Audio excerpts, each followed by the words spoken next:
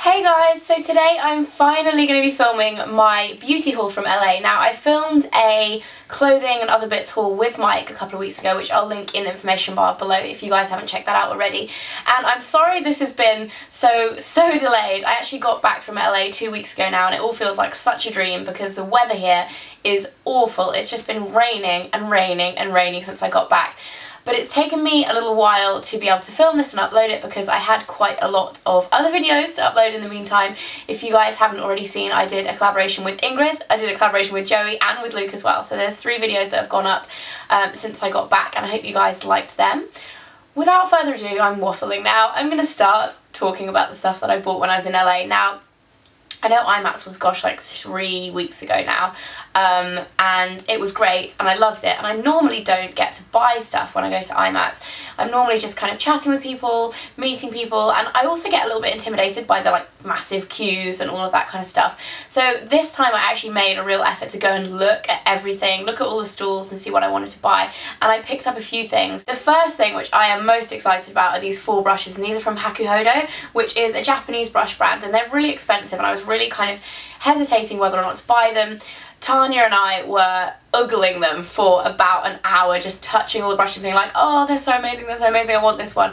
And finally we decided to get some. Tanya got the blush brush, the same as me, which is kind of like a squared off medium-sized blush brush. This is amazing. They are so soft. Honestly, like the softest brushes I've ever come across. They are just wonderful.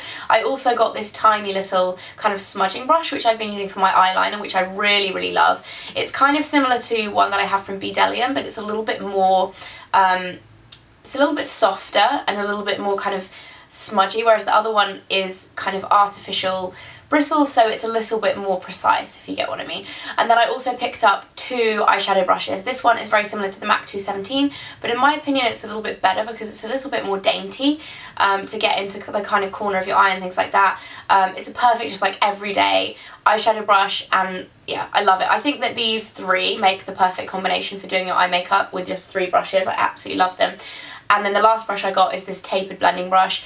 This is by far my favourite out of all 4 that I got. It makes blending eyeshadow like so easy. It's like it's done for you like magic. So I absolutely love that, and I would definitely recommend Hakuhodo brushes. But I wish I brought more. That's the only thing I regret. So those are the brushes that I got. I also got one more brush which is from Japanesque. And this is a bit of a novelty, and I haven't used this yet because I wanted to show it in a video without it being dirty. It's from their, I think it's their Safari Chic line, and it's actually a leopard print kabuki brush. I love this. I think it's so funny. They actually had a little kit with, I think it had 2 eyeshadow brushes, a foundation brush and a blush brush, but the quality of those brushes really wasn't great. They kind of felt really kind of like scratchy, but this is really nice, and I just thought it was so cute and so funny, and I'd actually been looking for it in Boots in the UK because they're meant to sell them there, but I haven't been able to find them yet, and they also had a really good discount. I think it was like $15 or something, so I'm excited to use that, and just generally it's a bit of a gimmick, but it's funny. And then from the same stand, the Japanesque stand, I also picked up a couple of the Beauty Fixation like preloaded Q-tip cotton bud type things. I've used these before, and you can buy them in Boots in the UK, but they're quite expensive. I think they're either $4.99 or $5.99, but these were $2.50, so a lot cheaper. So I picked up a packet of the makeup remover ones, which I use quite a lot. I really love these for travelling. They're just great for kind of touching up your makeup if you mess up. And then I also picked up, and these they just called out to me. I thought they sounded fun.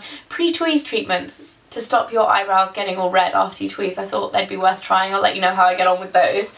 So they were a bit of a bargain, I thought. Then I popped along to NYX. And the NYX stand at IMATS is always crazy. At New York we didn't even get near it because it was just mental, but I managed to kind of sneak in. I think Mike actually filmed when I was at the NYX stand in my vlog, so if you guys haven't already seen my vlogs from LA and the IMATS vlog, if you want to see me looking to buy these, there's footage of that on my vlogs. I picked up 3 blushes because I'd heard a lot about the NYX blushes. The first one I got is the powder blush in Dusty Rose, and I thought this was just a really pretty, subtle kind of everyday colour. And I'm excited to try it because I've heard lots of good things about them. And then I also picked up 2 cream blushes in Glow and Natural. And these actually look fairly similar on camera, I think. They're showing up really similar in the monitor, but they are quite different. The Glow is more of a kind of real pinky kind of girly pink, and then the natural one is, as it says, it's quite natural, kind of like baby pink colour. And I'm excited to try these because, again, I haven't tried any NYX blushes, but those are those. And I think they were between $4 and $6, I can't quite remember. And then I picked up two other things from NYX. The first one is an eyeshadow palette, and this is their 10 colour eyeshadow palette, the Runway collection in Caviar and Bubbles, and I just dropped the little applicator sponge. And this is a really good neutral palette. It kind of reminds me of a toned down Naked palette from Urban Decay, because the colours are a little bit less gold and a little bit less shimmery. I think this would be a really good palette for kind of every day. And you've got your matte black in there along with a nice kind of dark brown colour and these gorgeous champagne colours. I really, really like this palette. I've actually only swatched it so far because I was waiting to show it to you in this video. But so far the pigmentation looks really good too, so I'm excited to try this. And what I really like about this is that the packaging, there isn't too much excess packaging at all really, and it comes with a big mirror as well. So I really, really like that, and I think that was either $7 or $9. I'm sorry guys, it was quite a long time ago now, so I can't quite remember the prices properly.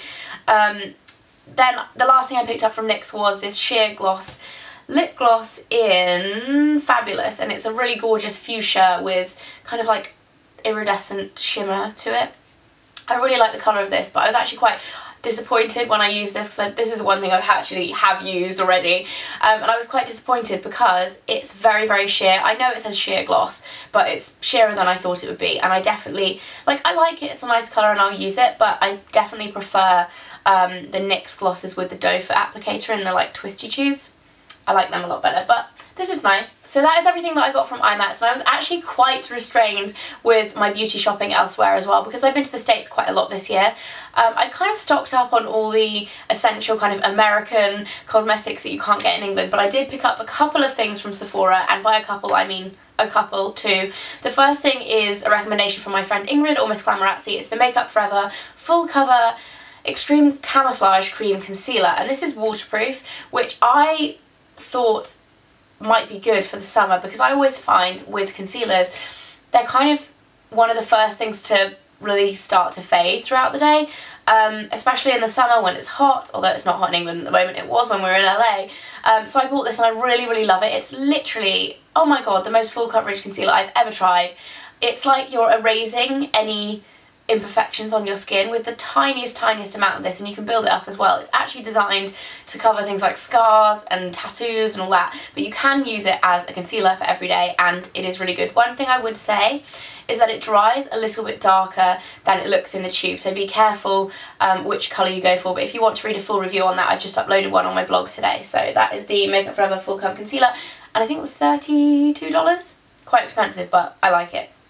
And then I also picked up the Dior Amber Diamonds highlighter. Now this is another recommendation from my friend Tanya, who has been raving about this I think pretty much ever since she started YouTube nearly 3 years ago. It's like her #1 like top favourite highlighter ever, and Ingrid actually bought this. We were all in Sephora, Ingrid, Tanya and I, and Ingrid bought this one, Tanya bought the rose diamond one, and I was like, oh, I really want it, do I get it? No, I won't. And then we got home and I saw them using them and I was so jealous I went and bought one because I really, really wanted one as well. But it is a shimmery highlighter, and it's actually, I love Dior packaging as well. Really, really pretty. I believe this has been discontinued in the UK and I'm not really sure why. Tanya just said it had been. But it's a really, really beautiful kind of golden amber highlighter. And what I like about this is that it doesn't actually have any glitter in it, and it's not kind of really obvious shimmer. It's just very, very subtle kind of glow. Really, really pretty. I absolutely love this, and I've used it twice, I think, because I was waiting to put it in this video, and I'm so excited now I've done it, I can actually use it, and yeah, so it won't look so pretty. But I love this. I love the packaging as well. I've been getting so into Dior products recently. I never used to kind of, I don't know, it wasn't really a brand I used to gravitate towards in the beauty halls, and like, I don't know, I never used to really look at them, but in the last couple of months I've been really liking their lip glosses as well. So that is what I got from Sephora, and then I also picked up a couple of nail products from Rite Aid, and I really held back in terms of nails because I've got so much nail polish. Last time I went to America in New York, I think I bought about 12 in a week, so I was like, I have to really like cut down and not buy so many. But I did pick up a set of the Impress press-on manicure nails, which I actually have been really liking these. I know they've been in my June favourites and I've done a blog post on them and all of that, so you probably know that I like these already, but I picked up another set of these, and these are kind of like a floral, summery design. I feel like they have, yeah, they have little butterflies on them too, I think. But these are a little bit cheaper in the States. I think they're $5.99 or $6.99, whereas in England they're $5.99 to $8.99. So there's quite a big difference when it comes to the exchange rate as well. So I'm excited to try those, and I thought they were pretty for summer. And then I picked up two nail polishes. The first one is OPI's Ridge Filler, which does as it says on the tin. It's really, really good if you have ridges in your nails or in your toenails. It just really kind of smooths out the surface. Even if you don't, I feel like it makes your nails look so much more like professionally manicured. I'm not entirely sure why, it just gives kind of a smooth finish, but I really like this. And I bought one of these 2 years ago, last time I was in LA with Mike, and it went, I used up about 3/4 of it, and then it went horribly gloopy, and it was beyond saving. So I bought a new one, and I'm excited about that. They're so much cheaper in the States. I think they're $8, whereas in the UK they are £12, I think. Ridiculous price difference. And then I also picked up another Essie Mademoiselle, which is my favourite French manicure colour. Again, I'd got about 3/4 of the way through it and had gone really gloopy. And even I tried to thin it down and it kind of didn't work, so I just bought a new one. I thought, why not? And yeah, that is that. I love it. And then finally, last but not least, I did pay a very quick visit to Bath & Body Works, and there was a huge sale on, so I had to resist temptation and not buy much, because candles and like big bottles of body products are really, really heavy, and I was already kind of on the limit for my bag, so I didn't want to overfill it. But I did pick up 3 miniatures of my favourite pink chiffon body spray, and I thought about buying the perfume instead of the body spray, but I actually decided to stick with the body spray because it's a lot lighter and I think it's a very summery fragrance, and I think I really like using these for summer. So I got 3 of these. I think they were 3 for $2 or 3 for $10 or something like that. Yeah, good deal, and I love this smell. It just smells so sweet and tasty and good. And that is it for my LA haul. I'm really sad that this is going to be my kind of last LA video. There is going to be one more on my vlog channel this week. I'm going to do a kind of compilation of the whole trip, which I'm really, really excited about, and it's taken me a while to do it because obviously there's so much footage from that trip because I was vlogging every day. So if you want to see that, then head over to my vlog channel. But for now, this is my last LA video on this channel, and I will resume normal programming next week. So, well, at the end of this week because it's now Monday, but yeah. You get what I mean. I will see you all in the next video. Bye!